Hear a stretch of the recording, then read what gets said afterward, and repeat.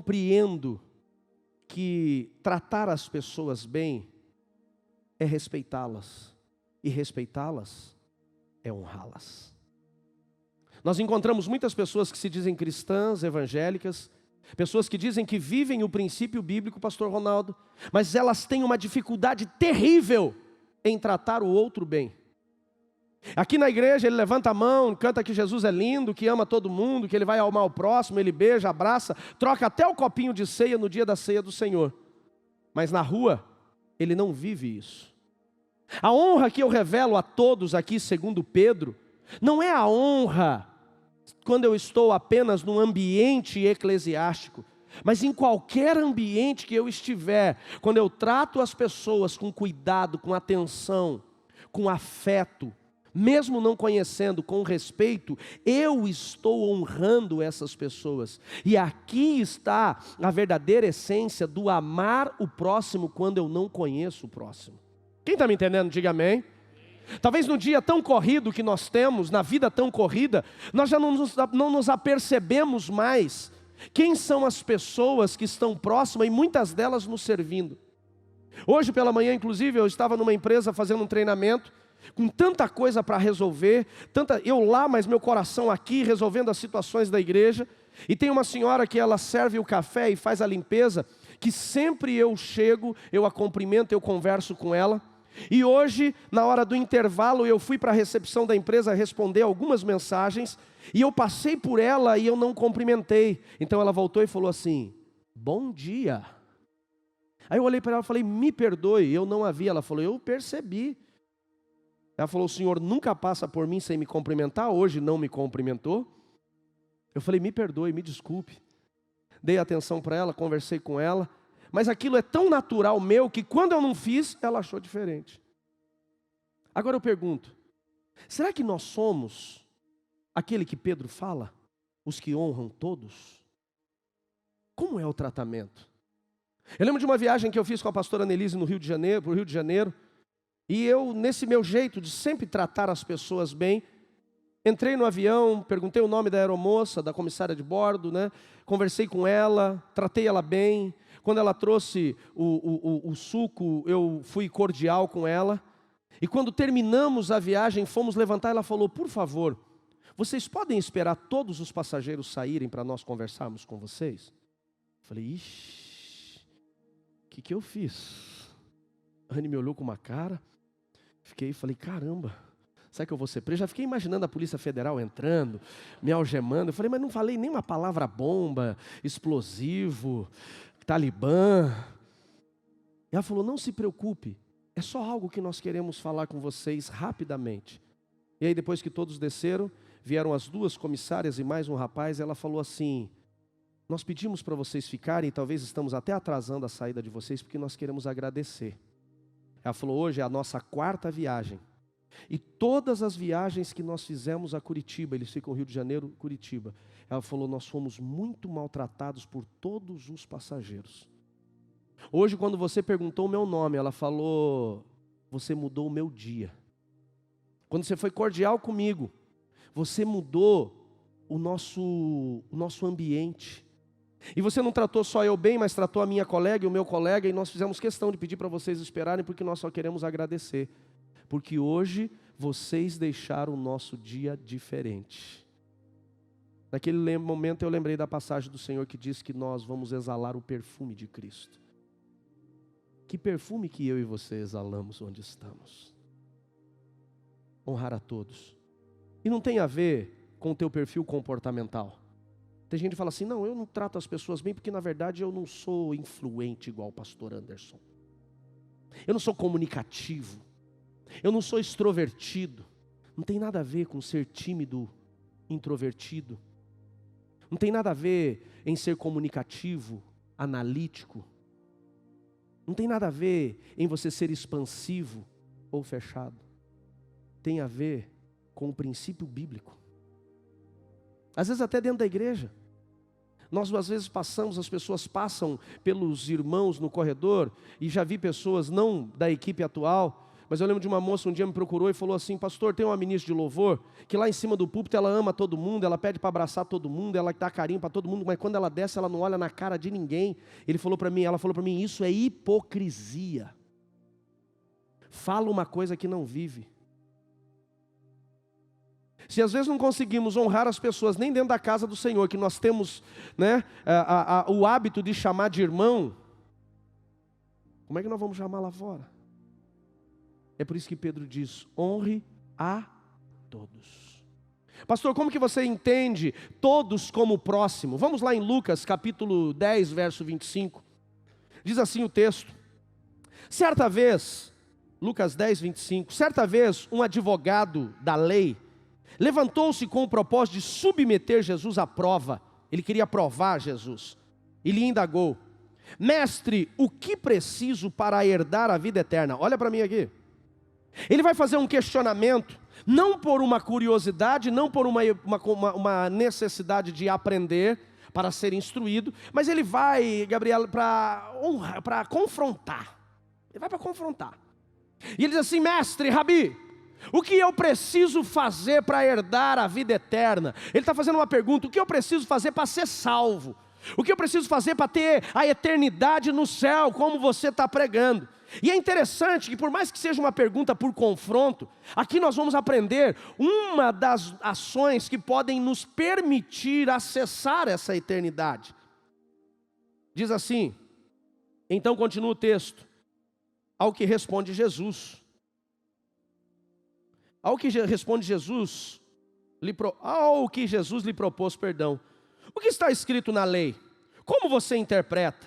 Verso 27. E ele replicou, amarás o Senhor teu Deus de todo o coração, de toda a tua alma, de todas as tuas forças e com toda a tua capacidade intelectual.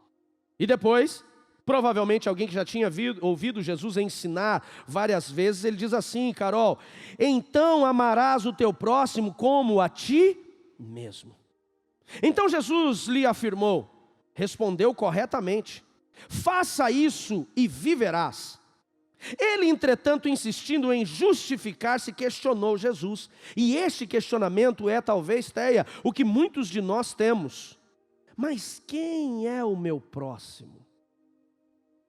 Quem é o próximo? É o vizinho? É o colega de trabalho?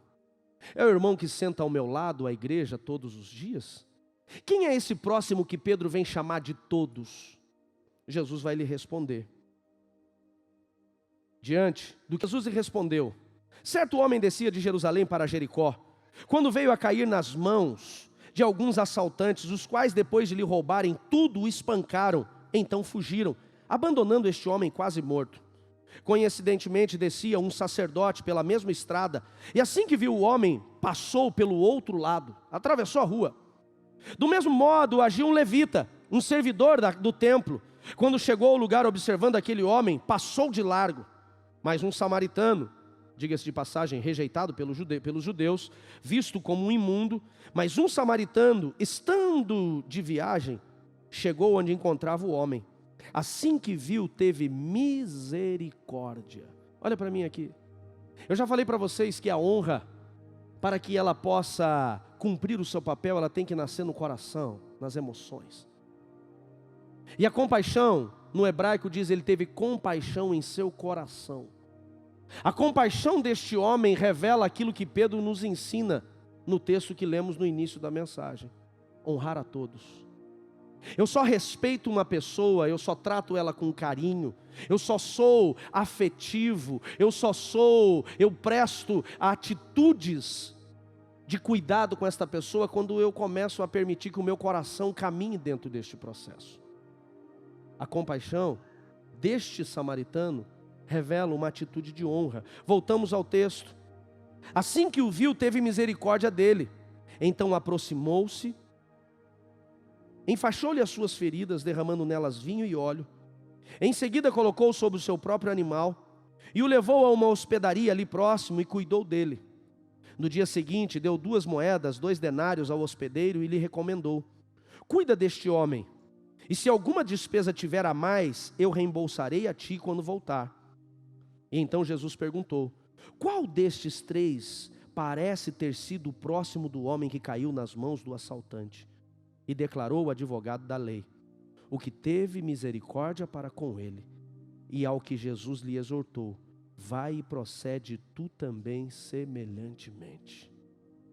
O que me chama a atenção aqui, o que me deixa, pastor Ronaldo, abismado com a sabedoria de Jesus, é como Jesus vai nos revelar quem de fato é o próximo. O próximo para aquele homem que Jesus apresenta é alguém que ele nem conhecia. Aquele homem não sabia o nome, não sabia a cidade, não sabia a etnia, não sabia nem se era um bom ou um mau caráter, mas a Bíblia diz que ele cuidou do próximo, teve compaixão, teve respeito, teve atitudes. Então, um dos pontos que nós precisamos entender quando se fala de honra a todos, a primeira lição é que eu preciso pedir para Deus, se eu ainda não tenho, a oportunidade que Ele gere, Gesiel, em mim, um coração de honra, porque a partir do momento, Sebastião, que nós tivermos um coração que sabe honrar a todos, nós vamos ter a nossa vida transformada. Quem está me entendendo, diga amém. Porque enquanto nós não tivermos o nosso coração ativado por Deus, por este processo de honrar a todos, nós não vamos cuidar dos necessitados. Este homem não tinha ninguém por ele, e a Bíblia diz que o sacerdote passa por ele, mas vai longe. O levita passa por ele e vai longe. Ou seja, duas figuras religiosas, duas figuras que diziam hipocritamente que viviam os princípios e os mandamentos, mas quando precisam praticar, eles não praticam. É o cuidado com o próximo. E o próximo aqui é alguém que ele não sabe nem quem é, não sabe nem qual a sua etnia, como eu falei, a sua língua, mas ele cuida da necessidade daquele homem. Muitas vezes nós vivemos ou declaramos viver como justos, mas não sabemos cuidar dos necessitados. Nós estamos tão preocupados com as nossas próprias coisas e não temos o nosso coração compaixão do necessitado. Ontem nós fomos com a equipe de evangelismo, mais uma vez numa casa de acolhimento de meninas. A Karine e a Jo apresentaram uma peça de teatro falando de Esther e apresentando exatamente a rainha Esther quando é tirada da sua casa e levada para um lugar onde ela não queria estar. E essa é a realidade de todas as meninas lá. E depois que apresentaram a peça, eu compartilhei uma palavra, orei com elas. E quando terminei a oração, uma senhora levantou a mão e disse assim: eu quero agradecer, porque de todos os grupos que vêm aqui, vocês são os primeiros que se preocupam com quem trabalha.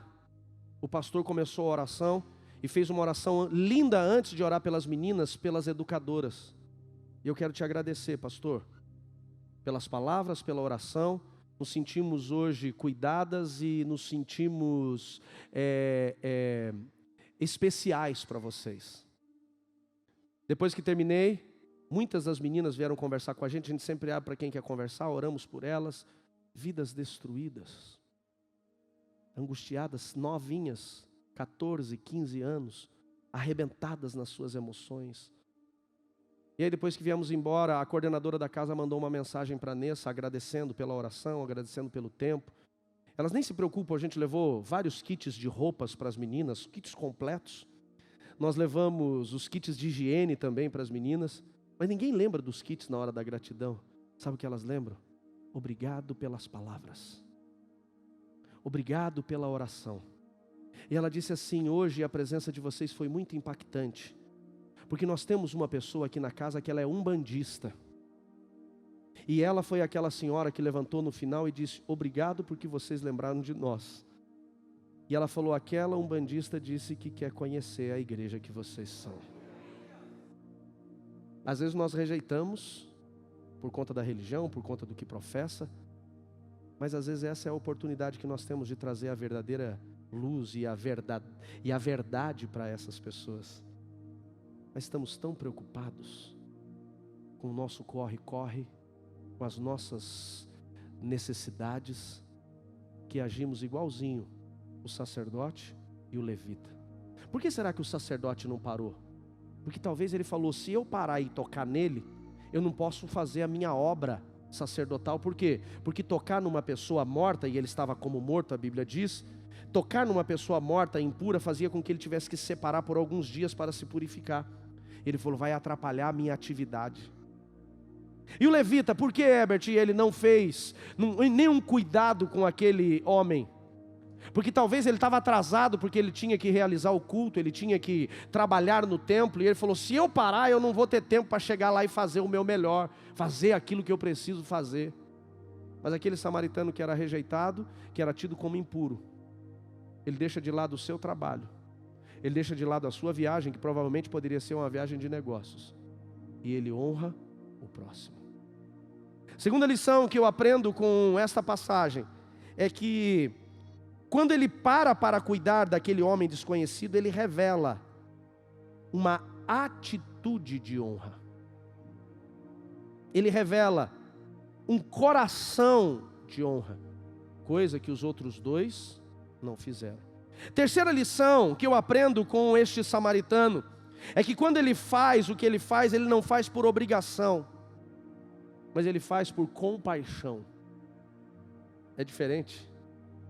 Muitas vezes nós fazemos algo pelos outros, algo pela igreja, algo pelo reino, por obrigação. Eu vou fazer que senão vai dar problema.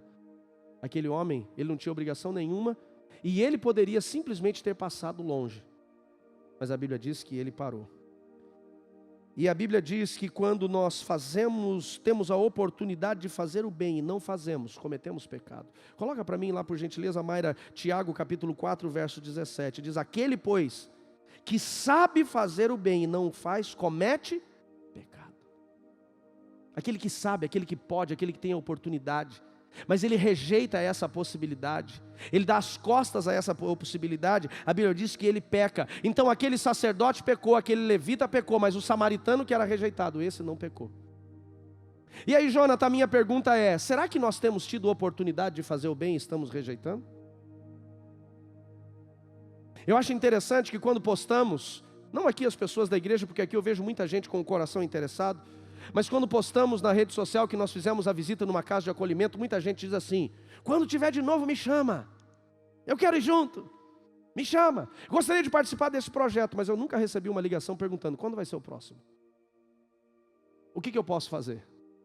Tem algo a mais? Algumas, até por conta da agenda, outras, porque só vivem de discurso. Honra não se faz com palavras, honra se faz com atitudes. E a última lição que eu aprendo nesse texto é que existe um resultado, existe uma recompensa da honra. Aquele homem, quando ele indaga Jesus, ele pergunta lá no verso 25,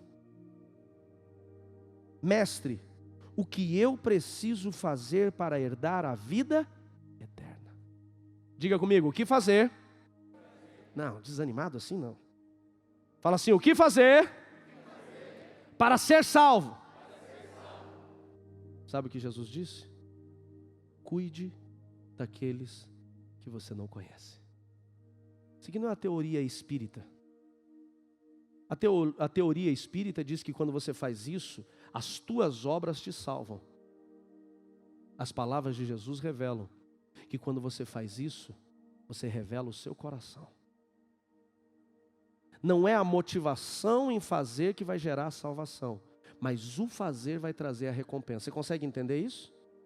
Sim ou não? Não é a motivação de fazer para ser salvo, mas é a atitude de fazer que vai gerar uma recompensa. Então, se existem recompensas de honra, como nós encontramos, existem recompensas de honra, como nós encontramos a Bíblia falando que aquele que honra o seu pai ou a sua mãe, tudo irá bem e ele terá longos dias na terra. Quando a Bíblia diz que nós honramos um profeta, nós vamos ter o galardão de profeta. Quando a Bíblia diz que o obreiro do Senhor, aquele que prega, aquele que pastoreia com amor, ele é digno de dupla honra. Então encontramos várias recompensas de honra, vários resultados que virão sobre nós por conta de uma atitude de honra. Mas eu não encontro nenhum resultado, nenhuma recompensa tão poderosa quanto amar o próximo. Honrar os pais, vida longa. tudo vai bem. Honrar o profeta, no caráter de profeta, recompensa de profeta, galardão de profeta.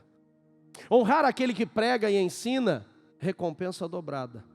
Mas honrar aquele que você não conhece, vida eterna. E a minha pergunta é: o quanto nós temos honrado o próximo? Como eu falei, honrar o próximo não é talvez você, como Paulo diz em 1 Coríntios 13, vender tudo o que tem e dar aos pobres e até a sua própria vida, seu próprio corpo ser queimado. Talvez isso para nós é algo muito, é uma utopia fazermos. Mas eu tenho certeza que nós conseguimos aprender a honrar o próximo quando simplesmente mudamos a nossa cultura de atenção e cuidado com as pessoas. Eu já tive várias situações onde tratei pessoas com atenção, com cuidado, com respeito. E elas vieram depois me perguntar: o que você é? Quem é você? Eu falei: por quê? Não, porque você é diferente. Não, eu sou cristão. Ah, eu sabia que tinha alguma coisa diferente. Mas não foi a Bíblia grande debaixo do braço que revelou. Não foi a linguagem do crentez. Ô varão, glórias, terra. Sim, olha, já tem um pentecostal aí já. Ó. Mas sabe o que revelou? Cuidado, atenção. E preste atenção, quando você honra o próximo, o desconhecido, honra o todos, com uma atitude de respeito, com uma palavra de carinho. Quando você para conversar, a pessoa fica às vezes até desconcertada, principalmente em Curitiba, que tem um espírito maligno do curitibano que impera, né? Deve ter um demônio, meu irmão, não tem como. É diferente ou não é, gente? É diferente. Quando alguém te trata com carinho, com atenção, você olha e fala assim: epa, alguns já até acharam estranho. Ficaram: epa, esse cara é meio esquisito. Fala: calma, irmão, sou espada, não se preocupa não. Mas virou uma cultura para mim. Eu não consigo ser diferente. Eu não consigo. Eu não consigo tratar as pessoas de forma diferente. Eu não consigo conversar com alguém sem perguntar o nome delas primeiro. E de coração, não faço, Sidney, porque estou esperando recompensa. Faço porque eu sou assim. Só que uma coisa é interessante: quando nós honramos o próximo, honramos o todos, a primeira coisa que nós vamos viver, Aline, é a recompensa dos céus. A recompensa dos céus para cuidar do próximo é a vida eterna. Dá uma glória a Deus por isso. Só que também existe, César, a recompensa terrena. Quando você trata alguém com respeito, com cuidado, com atenção, não precisa ser meloso, não precisa ficar pegando, apertando, mas simplesmente fazer algo que normalmente essa pessoa não recebe, principalmente quando são pessoas que estão em uma posição inferior à sua. Porque honrar alguém que tem uma posição superior à sua é fácil. Honrar, tratar com carinho um chefe de estado, uma autoridade é fácil, e ela já está esperando isso, sim ou não?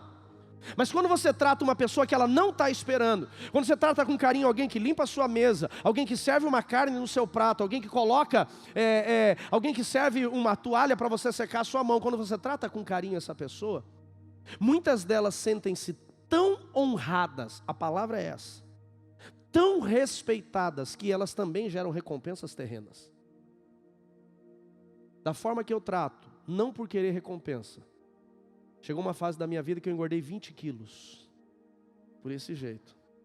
É verdade. Trate garçom bem para você ver como ele vai te tratar bem. Eu lembro uma vez eu parei num café, no Batel, eu trabalhava na indústria farmacêutica, e eu parei a almoçar 3 horas da tarde, depois de uma visita de um médico que demorou bastante. E eu parei, só tinha para comer ali, era um prato de batata frita, bife e salada.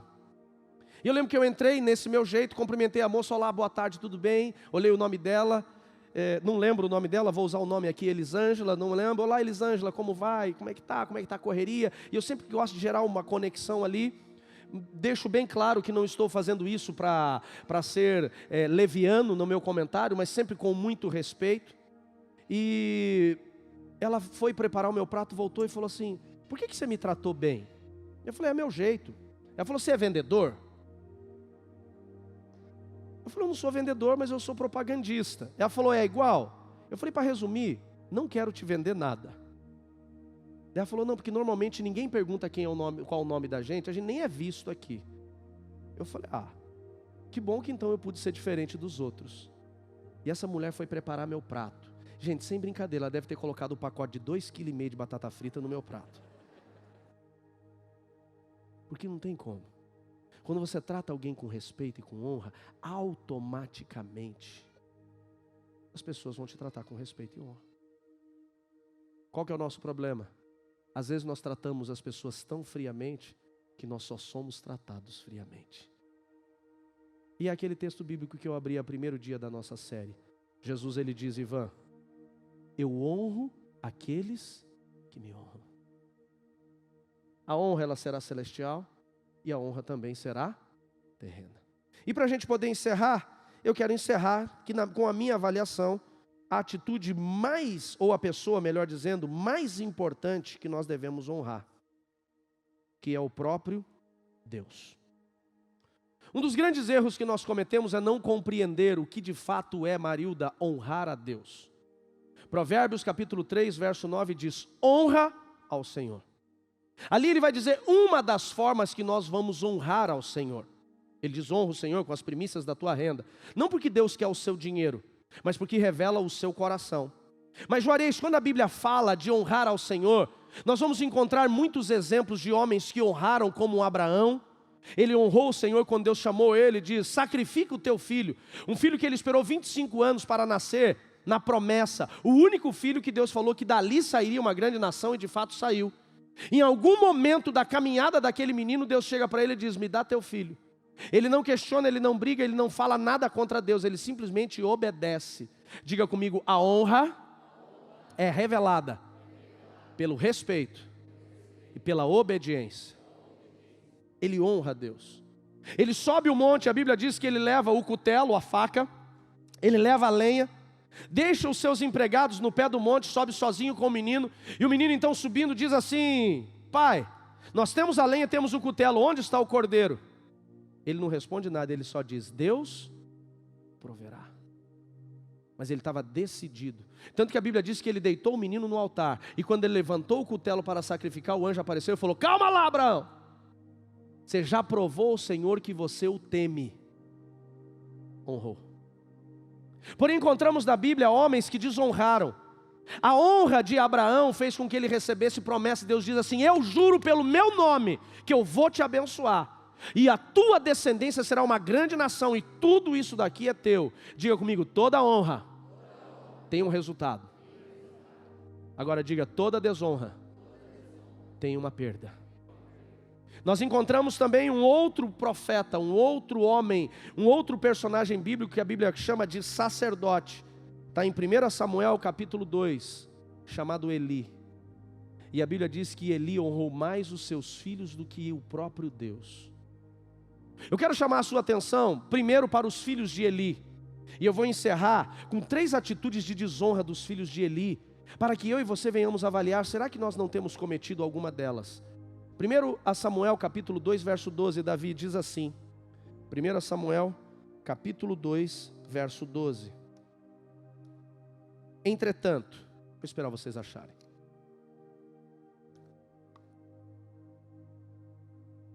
Entretanto, os filhos de Eli eram ímpios, não se importavam com o Senhor, tampouco cumpriam corretamente os tradicionais deveres sacerdotais para com o povo.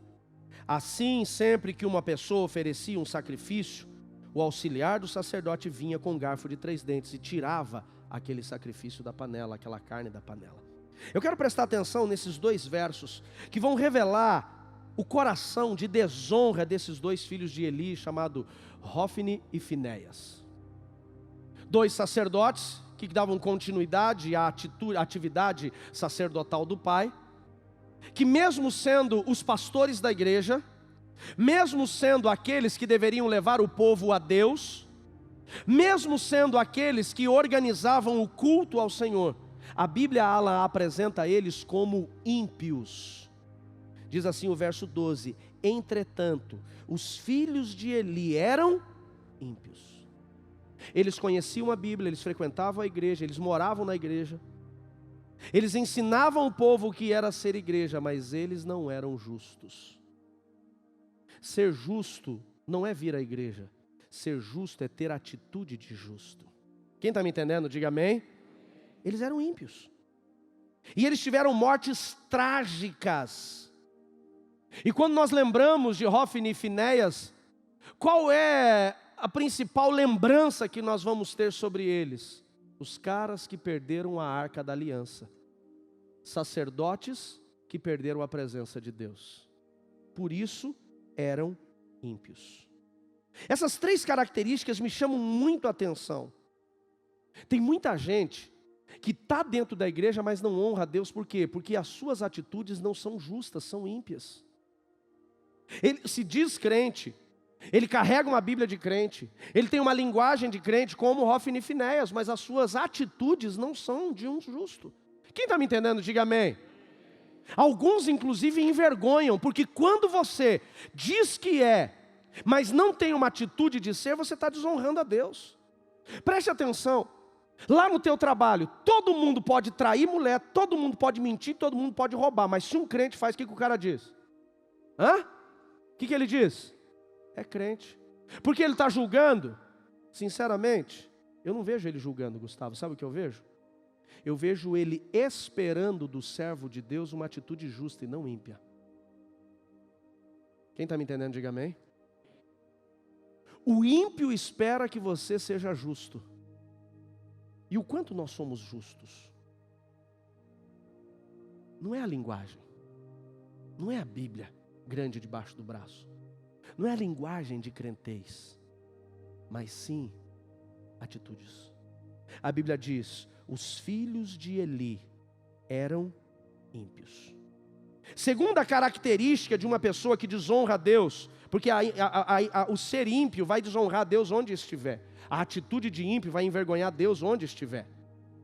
Esses tempos me contavam de um pastor que ele foi envergonhado na igreja porque ele estava cometendo um pecado dentro da igreja, envolvido em imoralidade dentro da casa do Senhor. Pode ter um título de pastor, pode ser chamado de sacerdote, mas ele era um homem caído.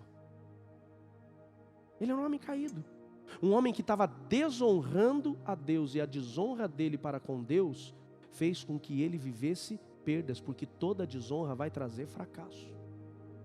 Segunda característica que eu encontro nesse texto, diz lá a continuidade do texto: e não se importavam com o Senhor. Há um número grande de pessoas como Hófni e Finéias que estão dentro da igreja, mas não se importam com Deus. E sabe o que me assusta quando fala de se importar com Deus, William Mar? É que muitas pessoas que trabalham, não estou dizendo agora da nova aliança, estou dizendo de pessoas que trabalham na igreja, como eles, sacerdotes, levitas, pessoas que tinham o papel de levar o povo, de levar Deus até o povo. Eles acabavam não se importando com Deus. O que é não se importar com Deus? É quando, infelizmente, você não leva a sério aquilo que Deus tem na sua vida. Pessoas que trabalham na igreja e não se importam com Deus, são pessoas que muitas vezes fazem pelo seu ego. Sabe aquela pessoa que ela escolhe deixar de fazer algo porque ela não recebeu o que ela gostaria? Ela só vai para a igreja se ela for agradado. Ai, se ela não sentar no lugar onde ela queria sentar, se ela não colocar o carro onde ela queria colocar, ou se ela não for tratada como ela gostaria de ser tratada. Isso não é se importar com Deus. Se eu deixo de vir para a igreja porque alguém fez algo que eu não queria que ela fizesse, eu pergunto: meu coração está em Deus ou está na pessoa? Em Deus ou na pessoa? Isso é característica de gente que desonra a Deus. Não se importavam com Deus. Tem muita gente que acha que anda com Deus, mas está andando só com pessoas. Isso é desonra. O que é você desonrar a Deus? Você colocar algo ou alguém acima de Deus na sua vida.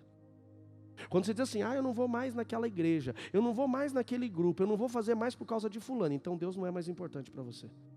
A pessoa é mais importante para você. A situação é mais importante para você. Sabe com que eu aprendi, Wagner, a honrar Deus? acima de pessoas, quando o pastor da igreja chegou para mim e falou assim: você não é mais bem-vindo aqui. Eu falei: sério? Ele falou: sério. Ele falou: acha outro lugar. O cara deve ser ruim pra caramba, não é? E eu fui para outro lugar. Eu fui em outra igreja. E quando eu estava lá, o pastor estava pregando, de repente ele parou e falou assim: eu tenho que falar um negócio que o Espírito Santo está mandando. Deus está dizendo para uma pessoa que está aqui, não é nosso membro: floresça onde você foi plantado. Volta.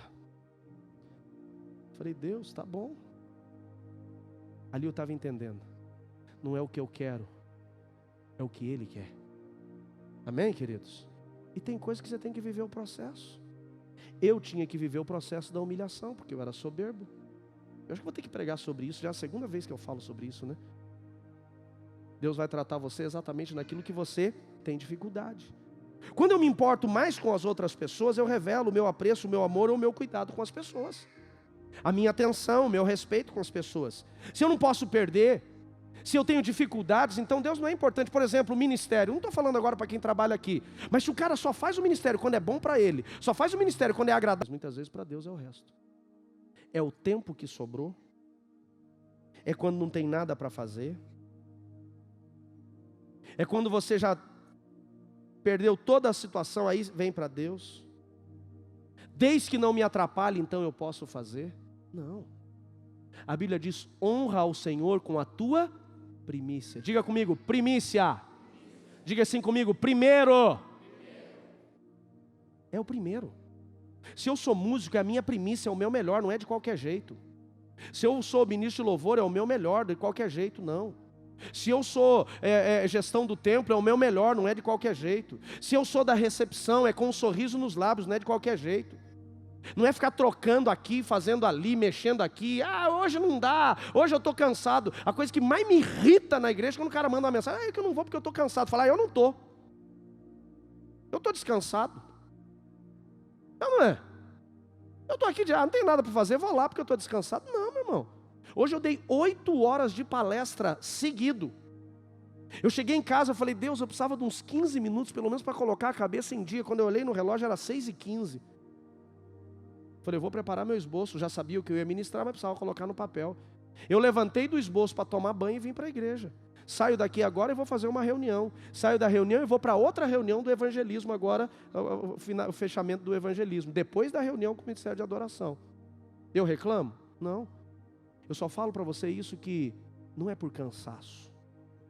Porque se fosse para cansaço eu já tinha largado fazia tempo. É porque eu amo servir aquele que transformou a minha história. Não tem preço. Não tem preço. É assim que nós vamos aprender a honrar. E a última característica de Hofni e Finéias, o texto diz: e eles... Jesus, perdi o texto bíblico aqui. Põe para mim o texto bíblico lá, 2:12 de 1 Samuel.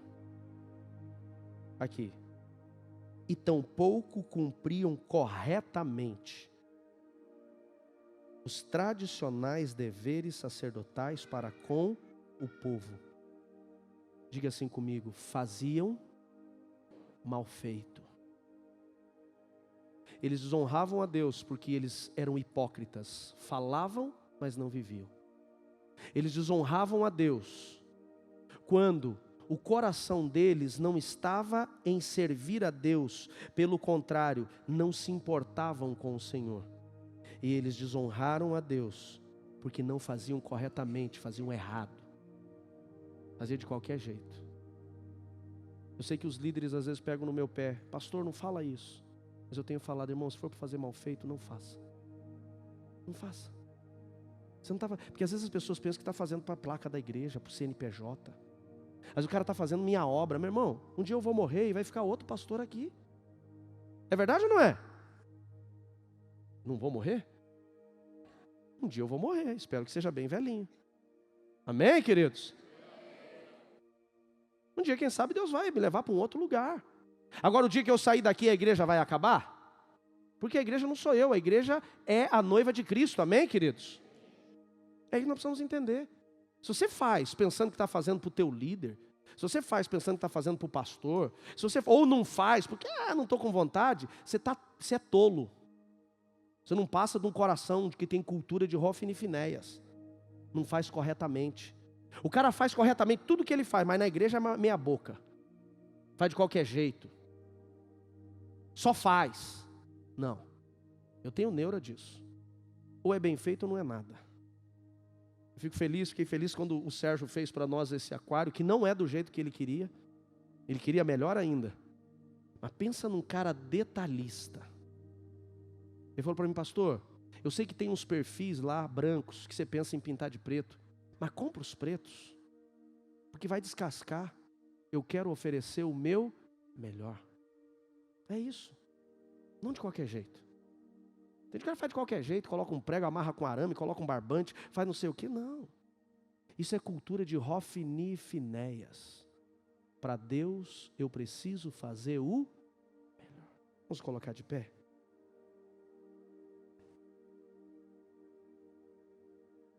E eu vou encerrar pedindo que a Mayra coloque para mim, 1 Samuel 2:29.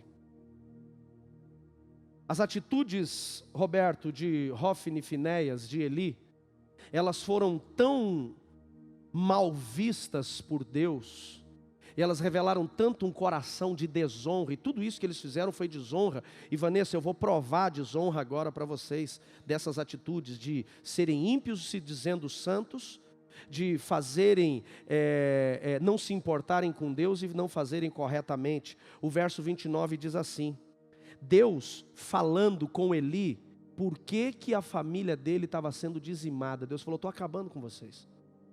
Antes dos filhos de Eli morrerem, por consequência da desonra, Deus avisou eles que isso ia acontecer. Olha que interessante, Ricardo, o texto diz assim no verso 29, ora, por qual motivo vocês pisais e zombais meu sacrifício e a minha oferta, que ordenei expressamente que fossem celebrados na minha habitação? Por que honra teus filhos mais do que a minha pessoa? Deus está falando para Eli. Ele diz, por que teus filhos são mais importantes do que eu? Olha aqui, deixa eu dizer algo. Deus estava cobrando um pai, que estava passando a mão na cabeça dos filhos. Sabia que quando o líder, ele deixa o liderado fazer a obra de qualquer jeito, ele está desonrando a Deus junto com o liderado? Deus falou, por que você honra teus filhos mais do que eu? Ele falou, por que isso? Olha o que os teus filhos estão fazendo e você não faz nada. Ele diz, por que honra teus filhos mais do que a minha pessoa?